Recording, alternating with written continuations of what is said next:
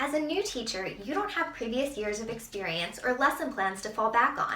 It can be easy to spend hours every single week researching lesson plan ideas and looking for resources for your classroom.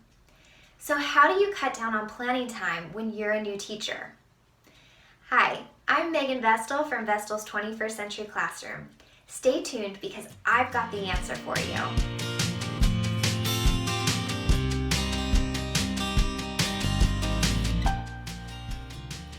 So one of the first things I tell all new teachers is it's so important to find your go-to resources. These are high quality, reliable resources that are aligned to your standards that you know you can go to when you're planning lessons or when you're looking for resources for your classroom. Whenever you're planning for a new topic, let's say equivalent fractions, instead of searching the entire internet and Pinterest trying to find ideas for teaching equivalent fractions, just go straight to your go-to resources. So now the question becomes, well, how do I find good go-to resources? I have surveyed tons of experienced teachers to find out what their go-to resources are, specifically for upper elementary, and I'm here to share those with you. So let's get started.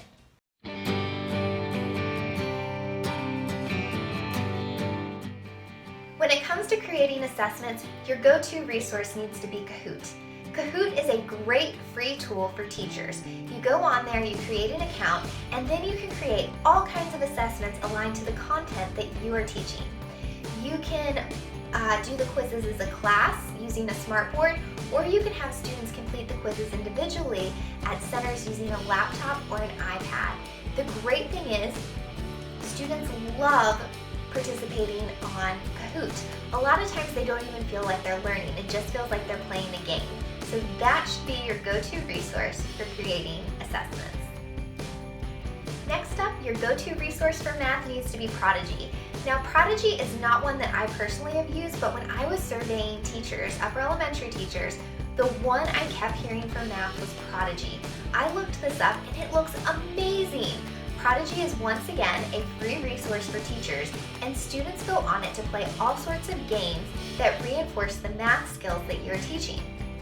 The best part is Prodigy customizes those games to the student's ability level, and it sends reports back to you so you can keep track of your students' progress.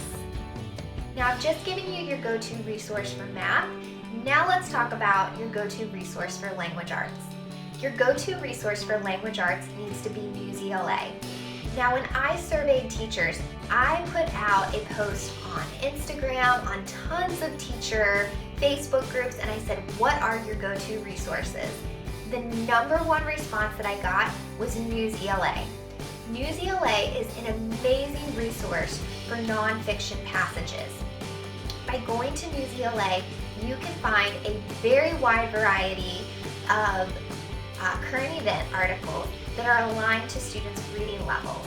Now, do keep in mind there is a free and a paid version of NewsELA. So if you go with the free version, you're going to be a little bit more limited, but you'll still have lots of great go-to resources that you can use for guided reading and your reading centers.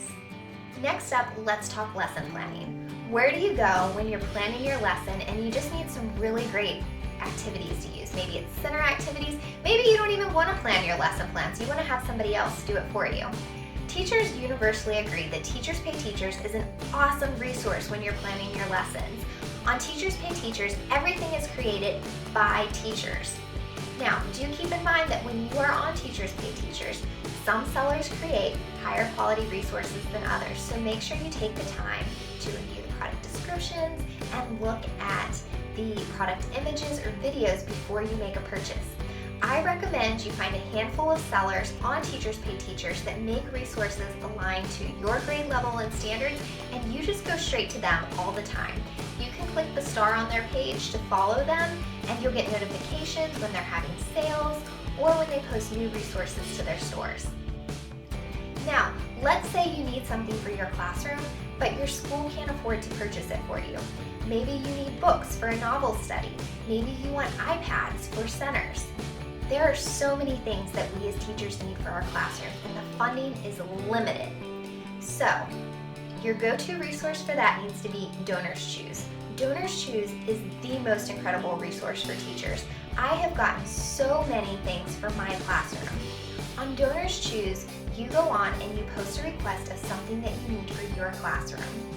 Then, it's kind of like a crowdfunding thing. People can get on it and they can give money towards your project. They can give as little as just a couple of dollars, or they can fund the whole project for you.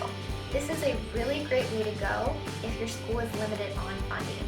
But keep in mind that DonorsChoose does prioritize based on school's needs. So it does look at the school that you're teaching at and whether it's a Title I school or not. Title I schools tend to get a higher priority on DonorsChoose and tend to get funded a little bit faster. So keep that in mind. What about classroom management? Is there a go-to resource that you can use for that? You better believe it.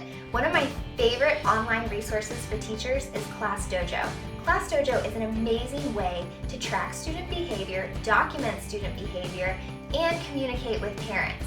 You are definitely going to want to look this up if you're an upper elementary teacher and you are looking for a great behavior management plan for your classroom and a way to communicate with parents.